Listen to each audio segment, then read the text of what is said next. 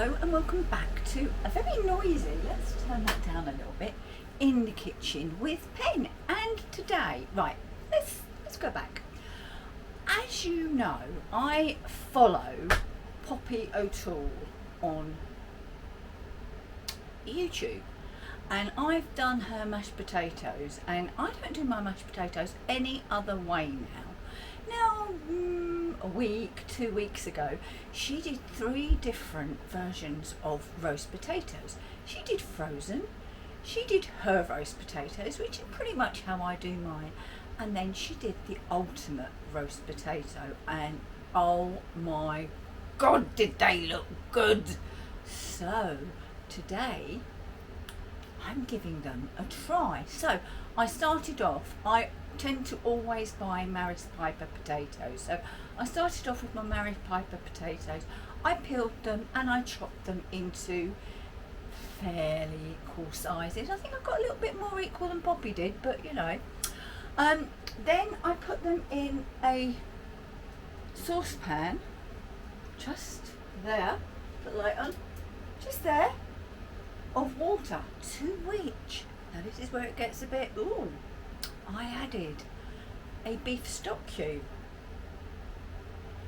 a couple of bay leaves, half of a bulb of garlic.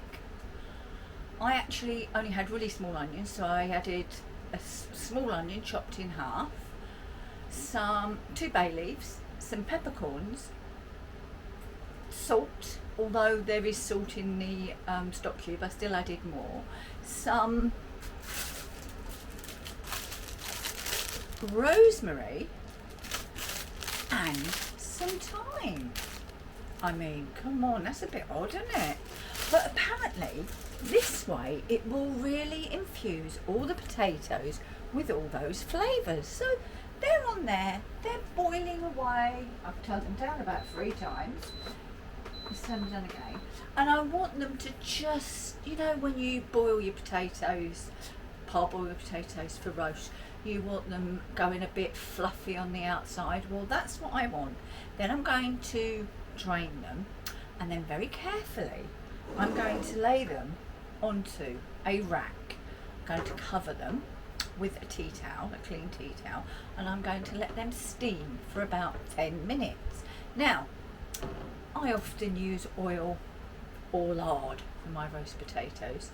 Today we're going to be using beef fat, beef dripping if you like, but beef fat, the one in the jar. Well, it's not in the jar now because it is on my baking tray, ready to go into an oven and start to melt. So once all of my potatoes and the onion and the garlic have had their 10-minute dry, let's call it a dry, I've got a concoction here of, Poppy used rice flour, I'm using what I've got in. So I've got potato starch, I've got garlic powder, I've got dried mustard, I've got a little bit of celery salt, and that's it in there, and I've mixed it together. And once my potatoes have dried, I'm going to drizzle, sieve some of that, why am I doing that? You know what I mean, over the potatoes. So that's what I'm doing. This, oh, golden penny, this is what my pot looks like.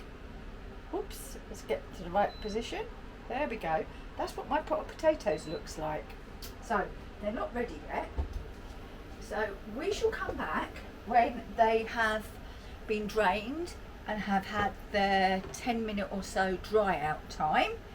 And then when we're ready to sieve over our potato starch, rice flour, could use cornstarch, I suppose. I mean, Poppy said, yeah, it's like cornstarch, but I know that potato starch, I use it in my Chinese dishes because it makes them crispier. So hence the potato starch. When I start doing all that over them, before they go in the oven to eat, because they look so good. Please keep your fingers crossed that these turn out well too. Right, we'll be back. Right then, our potatoes have had their little time underneath the cloth, and I'm just melting the fat, the beef dripping. So let's just take another look at those potatoes. Right, and as I say, everything is going to go in the oven.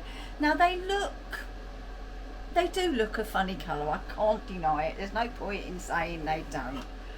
But that's because, let's not forget, they've had the beef stock in with them. So that is why they look a bit, they look a bit of a funny colour, don't they?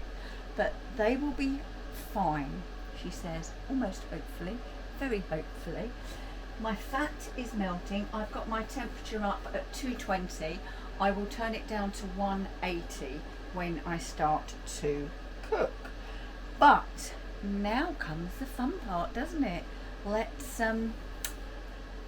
cover these with the seasoned flour. Right then, let's go. Remember, this is potato starch, garlic powder and mustard powder, along with celery salt. So I mean, I'm giving them a good coat, and I will turn them so that they get done top and bottom. Yeah, I mean, I'm giving them a good coat. Some's got more than others, but shh, don't tell anyone.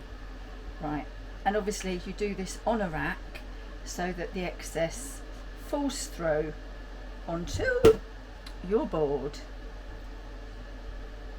Right, so turn them over, being fairly gentle. Try not to drop them like I did, obviously. You can see some of the herbs have stuck to the potato, but again, that just means more flavour. So I'm not complaining. Doesn't that make a change, Steve?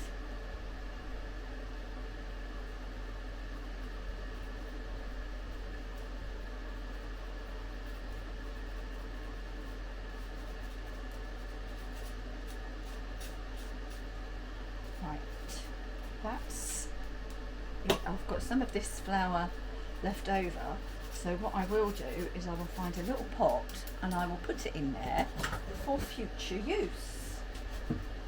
So let's go down to 180. That's fan oven. Obviously, if you don't have a fan oven, you'll want to put it at 200. And I've got a shallow baking tray, because again, that's what Poppy used, and she is the potato queen. So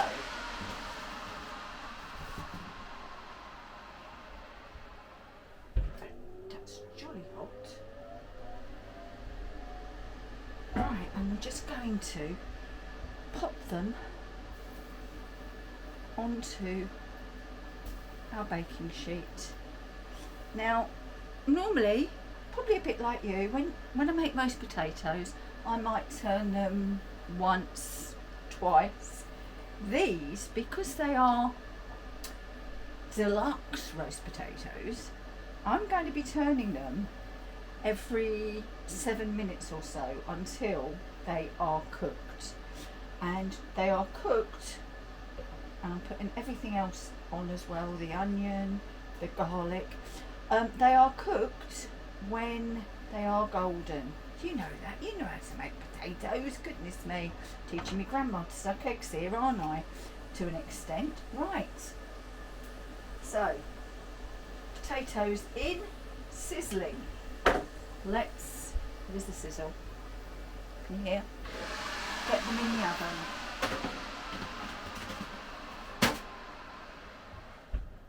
I am so hoping that these work.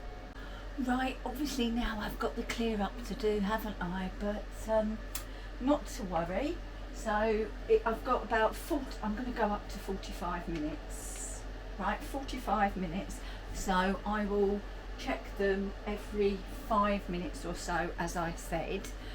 And hopefully, next time you see these will be looking amazing in a bowl. Oh, in a bowl for us to eat. Our potatoes are cooked. They're in a bowl. They smell absolutely amazing. Look at those. Right. So you know what I've done. So right at this moment, there is no more salt. There is no extra seasoning on there at all. This is just a bit of the garlic.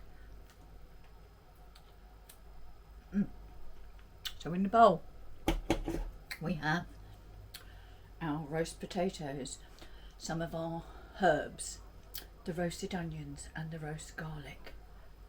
They look damn good, but I hope they taste damn good. So what we've got to do now is get Steve through for the taste.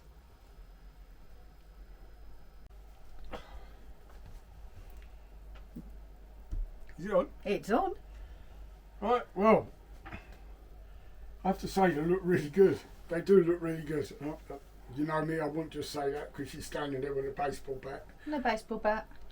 But they do look really good. They're going to be bloody hot. They are going to be jolly hot. Now they've got no extra seasoning on, only what they were cooked in. Have they seen them? They have, but you show them again, you. Look at that. Right. Oh, that's one I was going for, you bugger. Right, you have that one done. You're bloody hot.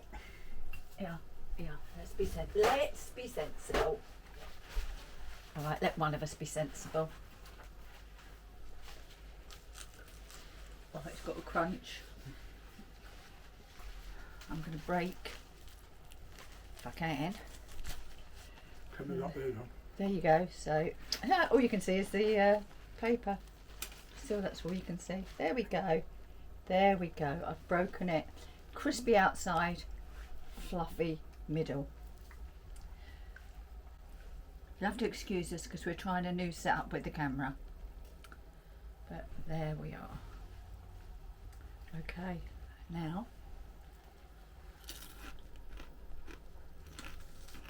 Oh wow. That crunch is good. Make me.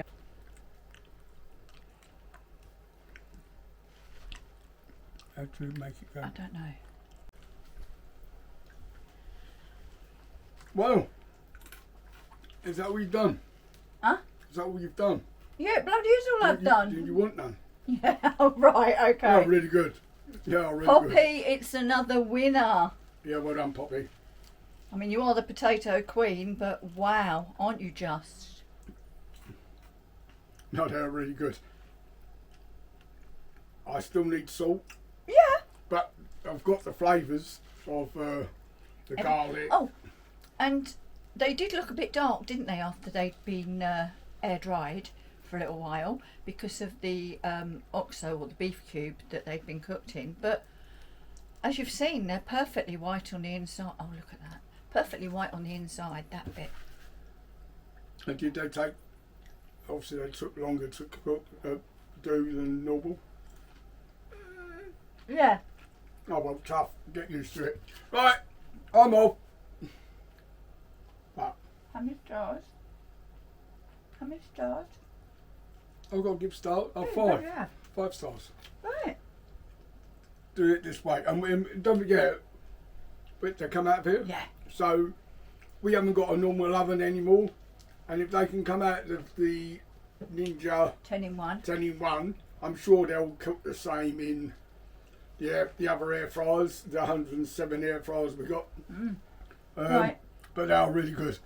I'm going to enjoy them. See you again soon. I'm not going to be too long because he'll eat them all, literally.